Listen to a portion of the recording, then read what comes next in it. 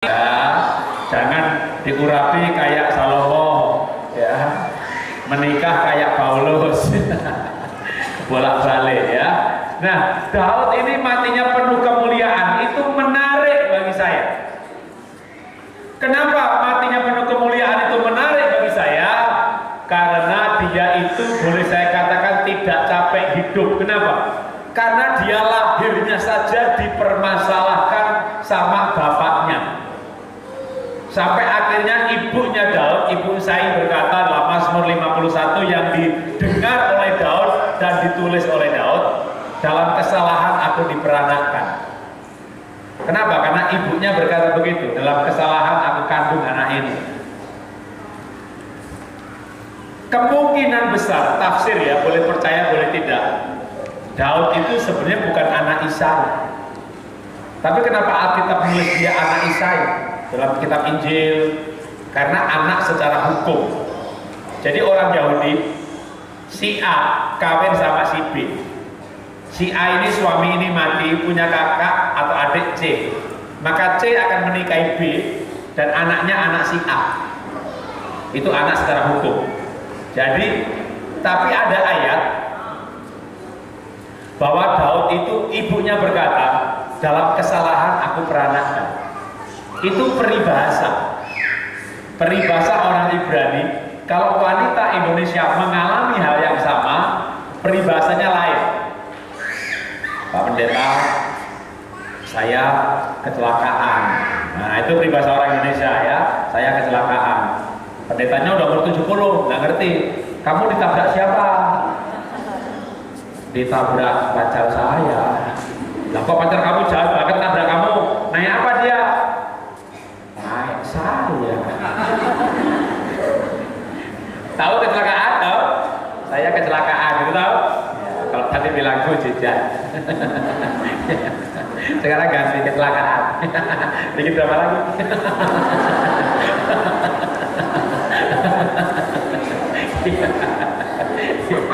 Kecelakaan ya. Itu peribahasa orang Indonesia. Kalau orang Ibrani enggak, dalam kesalahan aku diperanakkan. Samuel pergi ke rumahnya bapaknya Daud, bapak hukum, kepada Isai, dan Samuel berkata, kumpulkan semua anakmu. Maka Isai kumpulkan semua anaknya kecuali Daud. Kenapa? Inikah anakmu semuanya? Once more, but small. Bahasa Indonesia, satu lagi yang bungsu. Ya boleh juga sih, kenyataannya emang dia paling bungsu. Tapi lebih tepat kalau satu lagi tapi kecil. Kalau satu lagi tapi kecil artinya lebih dalam. Kenapa? Karena Daud punya 7 kan? Udah hafal kan? Eliab, Abinadab, sama, adiknya sama, adik-adiknya sama, adik-adiknya sama, dan adik-adiknya Syama. Ini semuanya tinggi besar. Lalu Daud umurnya Samuel 16 itu udah 17 tahun, udah berhenti bertumbuh, dia kecil. Dapat pewahyuan, nangkep sesuatu. Ada 8 bersaudara, putih, lalu hitam. Lalu orang tanya kalau bertamu ke rumah Isai, kok beda sendiri? Ibunya berkata, dalam kesalahan aku peranakkan. Makanya waktu Samuel pergi ke rumah Isai, Isai nggak mau airnya kebongkar. Maka Daud disuruh pergi ke rumah, sementara di dalam rumah ada pesta. Jadi Daud itu mati penuh kemuliaan, menarik sekali. Waktu lahir dipermasalahkan, sudah lahir dipermasalahkan. Di rumah ada pesta, maka Daud tidak diajak makan. Itu domba lembu sapi yang disembelih, padahal Daud yang memelihara. Ketika Daud pergi ke medan perang, itu bawa makanan buat kakaknya. Kakaknya bukan berterima kasih, malah marah sama Daud. Kamu kesini mau ngapain? Mau lihat perang. Daud tuh nggak disayang bapak, nggak disayangi. Makanya Mazmur 27 ayat 10, ayah ibuku meninggalkan aku. Lahirnya dipermasalahkan, asal usulnya dipertanyakan oleh bapaknya. Kakaknya semuanya membenci dia. Bentuk fisiknya berbeda dengan 7 kakaknya. Lalu Daud mungkin merindukan, ya papa nggak sayang, mama nggak sayang, kakak nggak sayang, ya cari mertua dah. Maka ada sayembara, siapa mengalahkan Goliat menjadi menantu raja.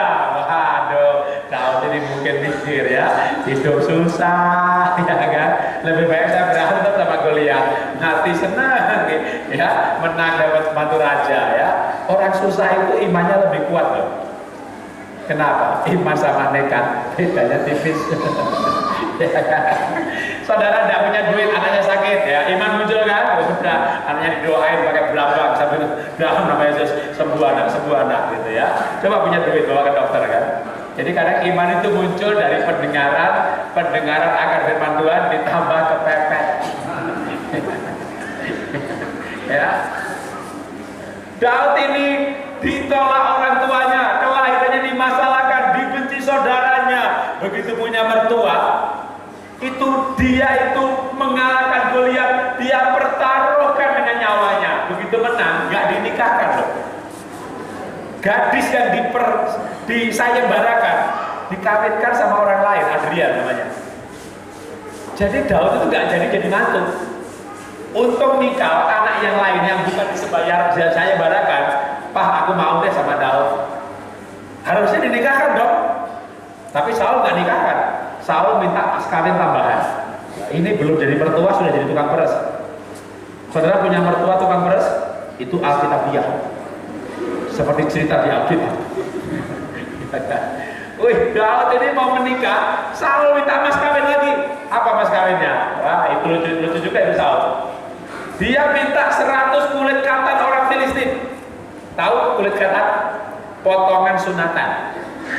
Tapi orang Filistin, kalau 100 kulit katan Dayak Melayu gampang, tinggal pasang spanduk ya kan, sunat gratis hadiah sarung. Itu 100 gampang tuh. Gimana nyunati orang Filistin coba? Maka Daud harus pergi ke ladang, laki-laki Filistin lewat, pukuli kedebak, bapak satu. Itu Daud harus berantem 100 kali lagi loh. Itu sudah melawan Goliat 1 kali, ditambah 100 kali lagi karena Saul minta mas kawin 100 kulit katan. Karena tujuannya Saul itu mau biar Daud dibunuh tangan orang lain. Baca di Alkitab, Daud ngasih berapa ke mertuanya? Ada yang apa? Daud ngasih berapa? Ada tahu? 200. Biar disok. Daud itu orang yang diminta 100, ngasih 200. Dia orang yang maksimal. Dia bukan minimalis.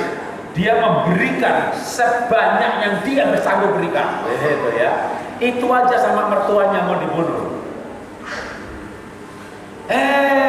Istrinya malah pergi meninggalkan dia. Mikal kan meninggalkan dia. Absalom membunuh dia. Adonia membunuh dia. Daud itu sampai mau matinya penuh dengan masalah. Daud hidupnya penuh masalah. Lalu dia matinya gimana?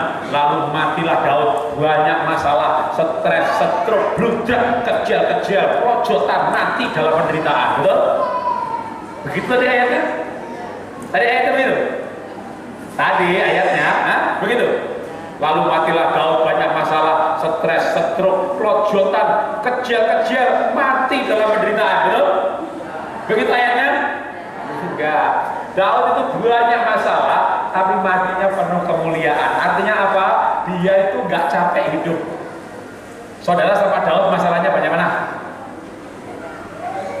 Daud mau dibunuh mertuanya, ditinggal kawin istrinya, mau dibunuh anaknya. Itu yang namanya Absalom. Waktu Daud itu lari meninggalkan istana, istrinya Daud itu dikumpulkan di atas loteng teras atas, ditaruh di tempat tidur, ditiduri satu-satu. Jadi anak bejatnya luar biasa. Kalau orang tua punya anak begitu gimana coba? Jadi Daud itu mengalami penderitaan yang menurut saya itu tidak ada habisnya. Tapi dia mati penuh kemuliaan. Maka saya tulisan di sini, dia itu tidak capek hidup. Nah, sekarang gimana dengan saudara? Daud itu tidak capek hidup. Daud tidak capek hidup. Kenapa Daud tidak capek hidup? Karena dia cinta Tuhan.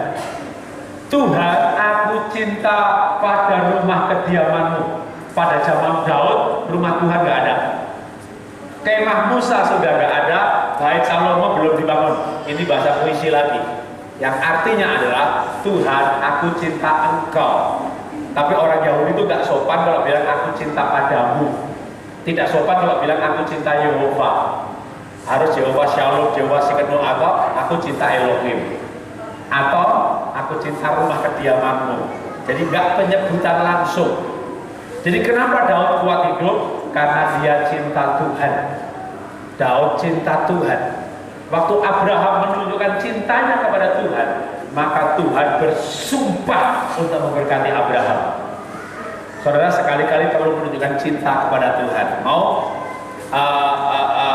Saudara mau diberkati Tuhan? Angkat tangannya.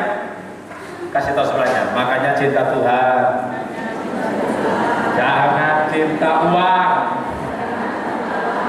Ya, cinta suami boleh. Jangan cinta tetangga.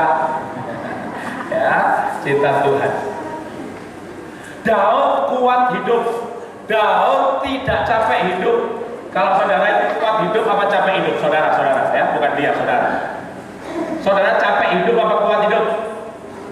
Lihat wajah sebelah. Lihat wajah sebelahnya, ya. Ada tanda-tanda capek kan? Kalau di rumah itu nyanyinya lagu apa sih? Bukan di sini, kalau lagi di rumah itu loh. Bahagia berkata yang ada ku mengerti.